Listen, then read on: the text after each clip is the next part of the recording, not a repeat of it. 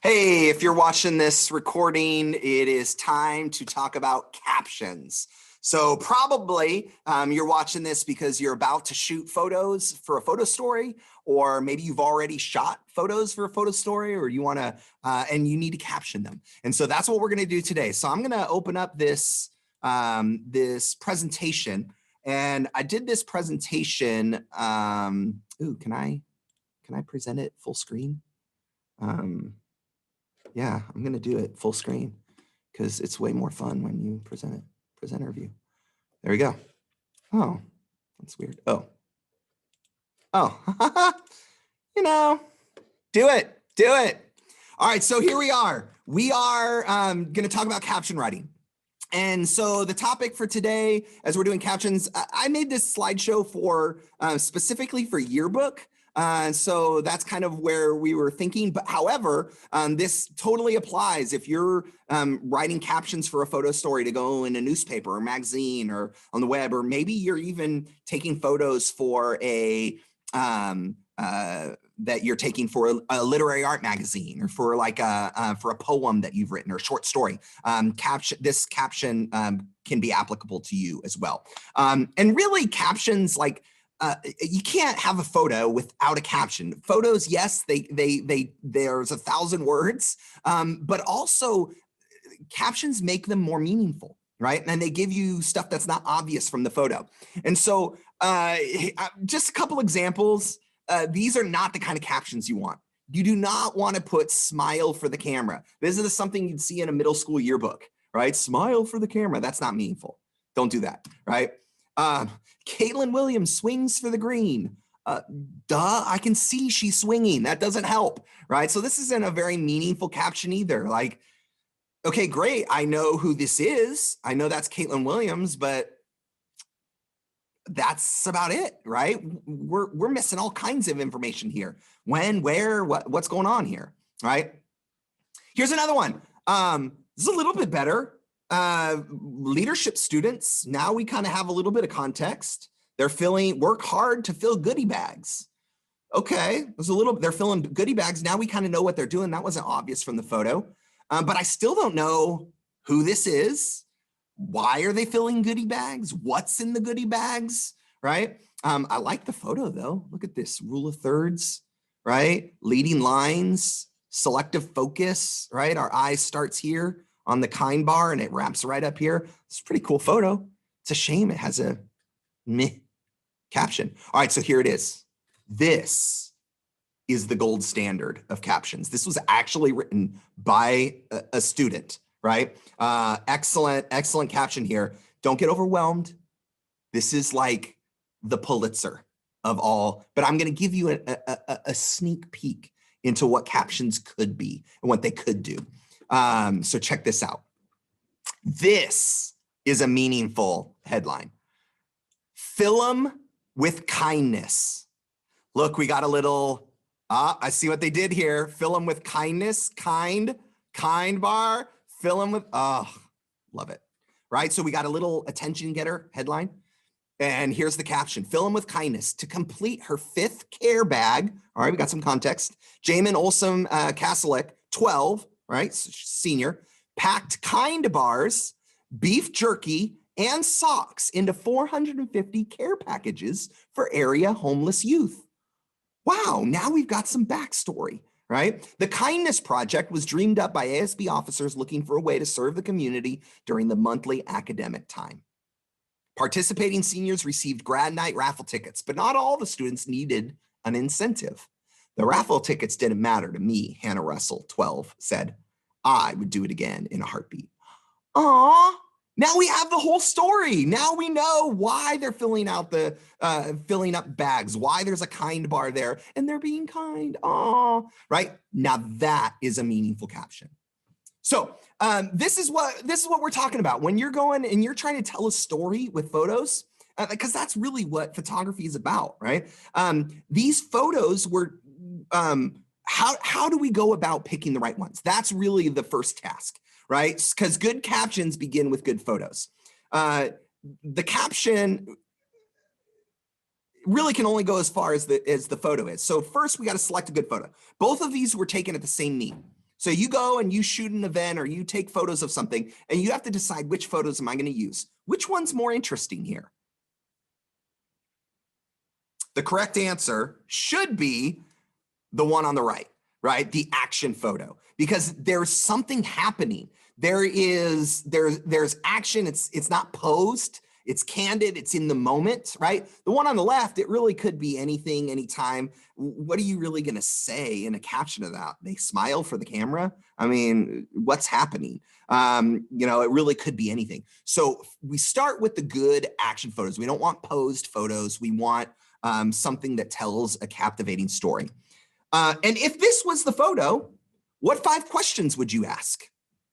That's one of the steps. Sometimes you go out and you shoot a photo, and sometimes to write a good caption, you go take the photo to them and ask them some questions, find out something about this, right? That would be a great way to help write some captions. So questions that you might ask. Who? Who is this? What's her name? What grade? What? Who? What is this? What event is this? When? When is this? Where? Right? Why? How? Why is she running? What happened? How did the race finish? How did it end? Right? What's obvious is that she's running over a hurdle. We don't need that information. That doesn't help us in a caption. What's not obvious is her name, her grade, details of the race, the result, where, when the meet, who's the opponent. So imagine using this photo and not having a caption. Great photo, compelling, right? Rule of thirds, action, like it. Here's the caption. Check this out. In her last meet as a middle school runner, 8th grader Nan Pearson clears the last hurdle in the 100 meters. She won the race against South Middle School on September 20th and finished the season undefeated in this event. Oh my goodness. Can you imagine having this photo and not explaining that story? Think about how much better this story is, knowing that it's her last race as a middle schooler.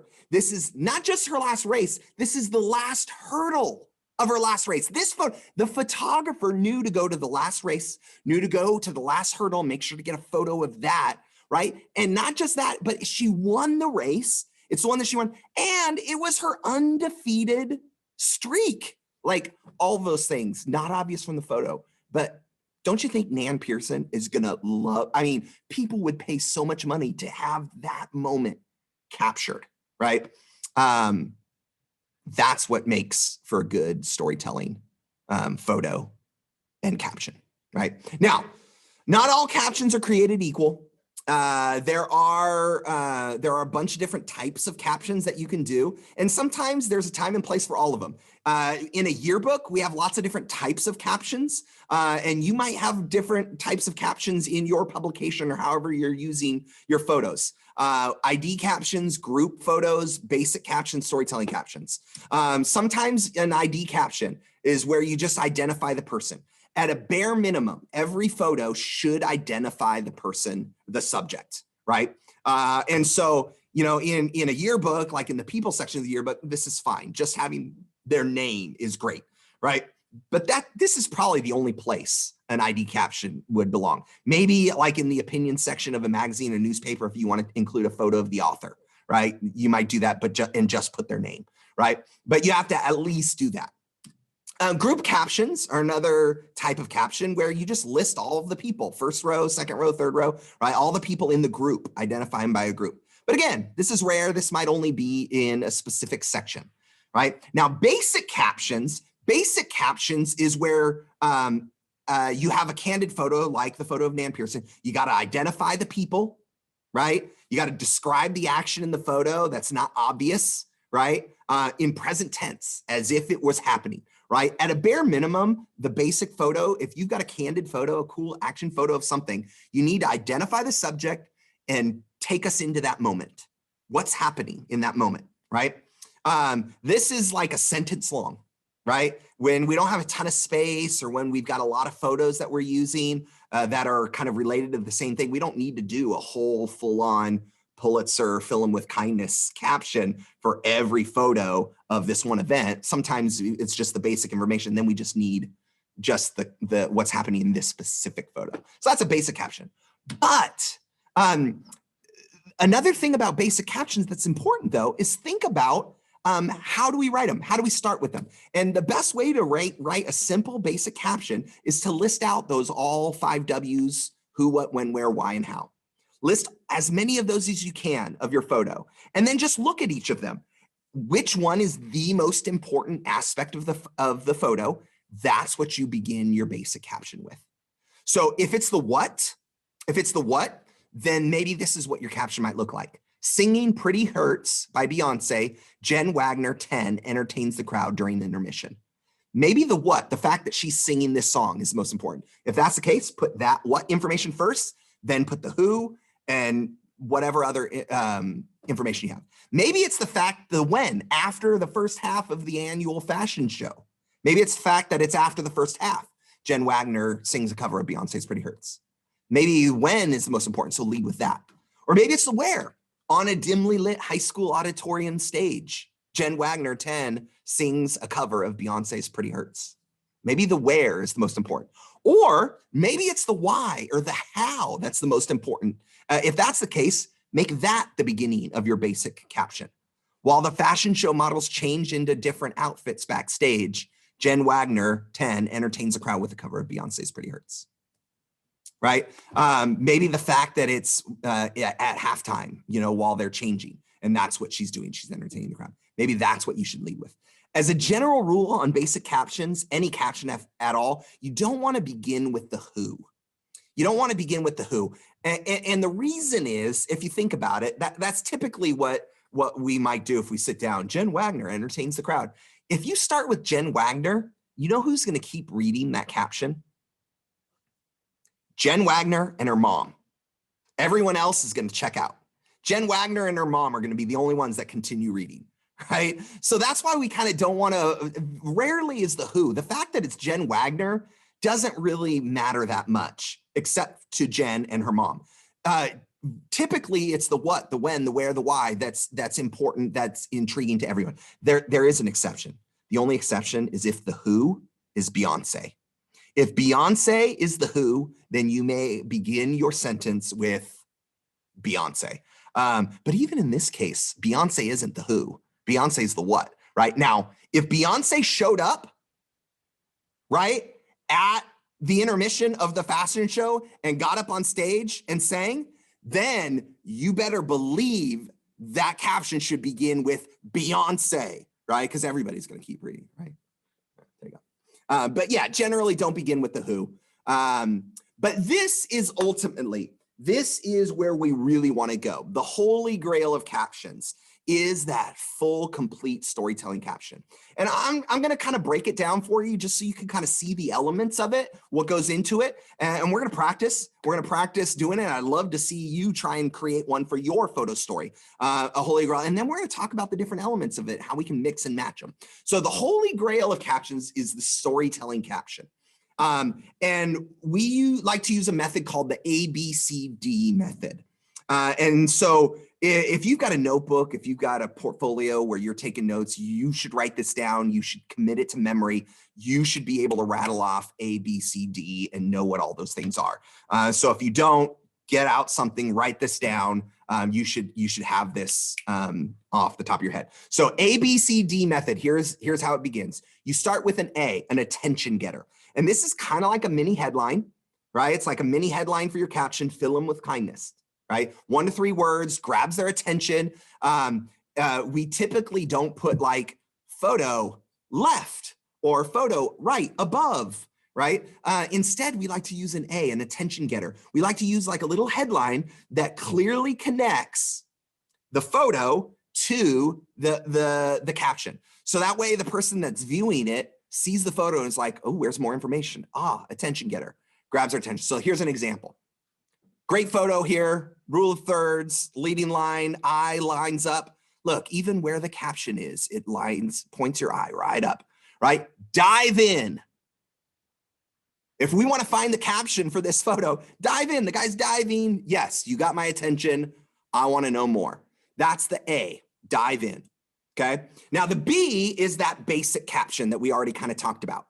that basic information. This describes the action in the image as if it's happening right now. It's in present tense. It's like we're in the moment, right? Include as many of those 5 W's as possible. Lead with the most important W. And so here's what those 2 would look like, an A-B caption. Dive in as the winner of Sea Splash, Jeremy Sinclair, 11, swims with the turtles as well as schools of underwater creatures, right? Now we're in the moment. We're there. Oh, he swims. Jeremy Sinclair swims. We're in that moment. Now we know why he's there. He won a contest. Okay, there we go. That right there is a basic caption. You got the A, grabs our attention, and the basic. That's great. But let's keep going. Let's keep going because you can. There's more to tell to the story, right? C is the complementary information. The C is the complementary. This is the other background information. Maybe you have a couple of who's and what's and where's and when's, and you couldn't get all of them into the basic. This is the part of the caption where now all of a sudden we're going back and we're telling the rest of the story. So the first sentence is in present tense, takes us into that moment.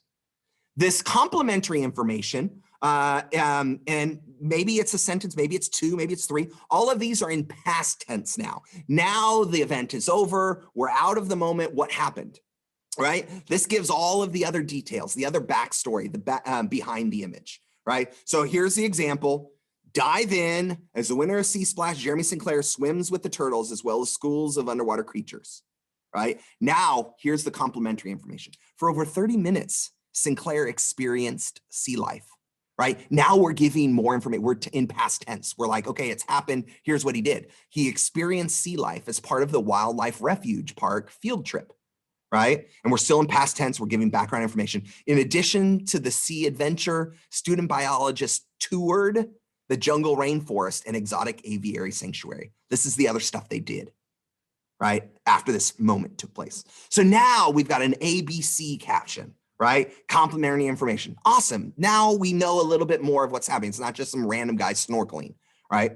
Now, the D, this is the icing on the cake. The D is the direct quotation. This is where we get those emotions, those feelings, the why and the how. We don't want to say he worked hard or he was scared when he snorkeled. This is where you use a quotation. You get somebody to say that. Because if we say, he worked hard jumping over the hurdle, well, that's called editorializing.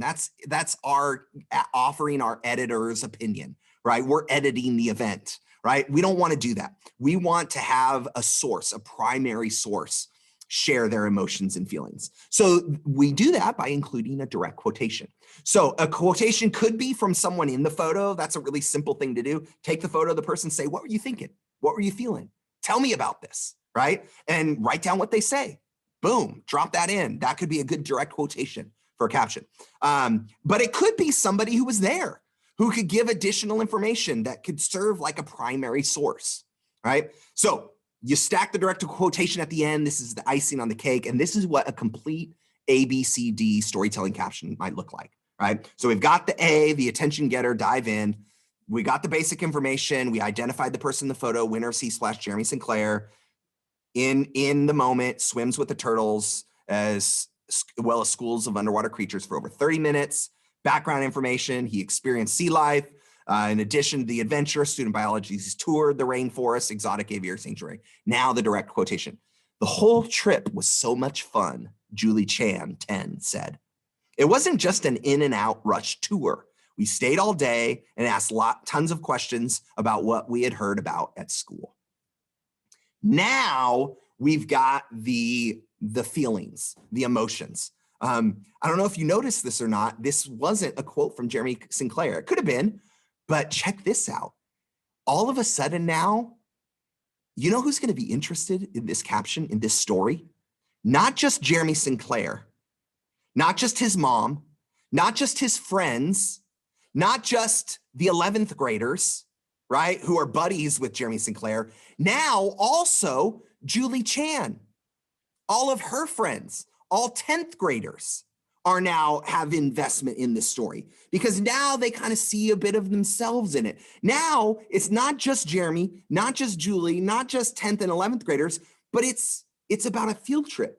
Like, even if you weren't at this field trip, yes, all the people at this field trip are going to identify with this. But even if you weren't at this field trip, you've been on a field trip before, or you kind of know what that feeling is like to like dive in. You're like, oh yeah, I went on. That reminds me of the awesome field trip we took to in my environmental science class. Oh yeah, that was great. And now all of a sudden, everybody has a vested interest in this story. That's what makes for a great storytelling caption, right? So that's a little tip, a little trick. Now, a couple other things. Yes, A, B, C, D, there's a ton of good things. Sometimes just a great direct quotation could make for a good standalone quotation or caption, right? So check this quote out. At first, I was really scared, even though I've snorkeled all my life. I think what made me nervous was just knowing that all my friends were watching to see if I panicked as I swam with all the exotic fish. There was no way I was going in the shark tank.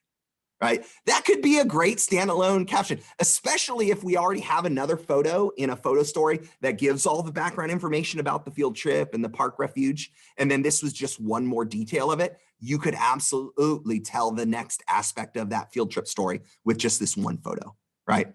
And with a standalone quotation caption. Great.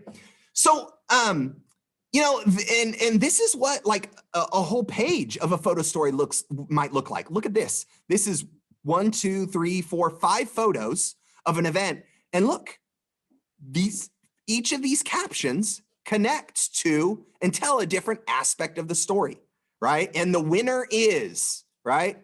Strumming his guitar, senior Damian Leverett sings Puppeteer for his final and winning performance on October 20th.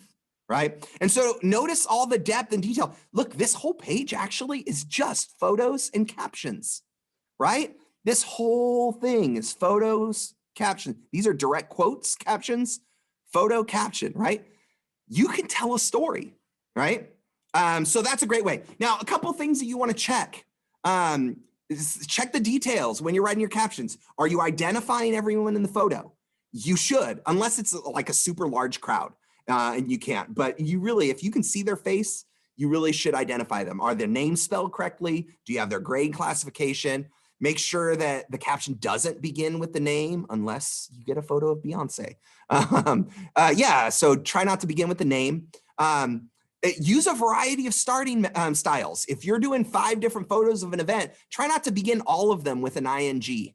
Try not to begin all of them with singing, dancing, jumping, right? Use a variety of openers. So step back and look at all of your captions. Are you varying? Are you giving variety in the types of photos and the types of captions that you're using, right? Don't state the obvious. Avoid cliches, trite words. We kind of covered that. Happily rejoices, class. That kind of stuff is obvious. Meh. Don't do that. And then don't editorialize. Don't offer opinions. Stick to the facts. Don't say stuff like go team or congratulations, we love our players, unless it's a direct quote at the end by somebody who was there, right? Then you can add these things, but we don't put our voice into it, right? They really bonded. Ugh, don't do that. And try not to repeat information. If the attention getter is dive in, try not to say in the first sentence, Jeremy Sinclair dives in. We've already said that, right? Try and use a variety to grab their attention. Now, here's just for fun. This is an award-winning photo at a contest. A student at a journalism convention went out on the town. They said, go take the best photo, storytelling photo. And this is the photo she took. So take a minute, write an A caption. Give me an attention getter. Grab my attention, 1 to 3 words, mini headline, go. You're thinking. I might start by just brainstorming a list of all the first things that come to my head. Camel, kiss, smooch, cowboy hat, love, wet kisses, ugh. Camel, pucker up. Pucker up. That could be a good one, right? Camel, kisses. What rhymes with kisses? Kiss the missus. I don't know. He's got a cowboy hat. Southern comfort. Southern charm, right? Cowboy kisses. I don't know. Something like that. So that's the idea. Brainstorm a list of words, put them out there, grab the attention, do an attention getter. Now, if you're out taking a photo story, there's just a couple things you should think about. If you're doing a photo story, right, you're going to pick maybe 5 to 10 photos that tell a story about a thing, right? And so when you're writing captions for your photo story, each photo needs to have a caption, needs to have at least identify the person, what's not obvious, at least an A-B caption, right? But your dominant photo, your first main overall photo, should have an A-B-C-D caption. So that's what I want you to do. Pick your best photo from your photo series, 5 to 10 photos, pick your best one and write a complete ABCD caption, right? Attention getter, basic information, complimentary information, direct quotation. Try and get a direct quotation. Some of you might be like going out and shooting a skate park. Talk to somebody, right? Some of you there might be somebody that you can get their idea, their opinion, their primary source. I suppose for this activity, if you're doing something in your bedroom and it's you, I suppose you could quote yourself for this, but rarely we do that. But if you're just using this activity for practice, then go for it. Practice, write a direct quote. But ideally, you want to get somebody who's in the story who can offer their opinions, right? So for that first photo in your story, that dominant photo, you're going to grab their attention. Great, give us an awesome ABCD storytelling caption. Give us all the background information that we need. Then for every other photo, for the other 4 to 9 photos, at least identify the person, at least do an A-B caption, but use a variety. Maybe for one of them, it could just be a quote. But think about the different aspects of your story. Think about the different paragraphs, if you will, all the details, right? If I'm doing a photo story on vinyl collection, I'm going to have one story in which the caption, I'm going to talk about how I organize my records, either by alphabet or by color or by genre.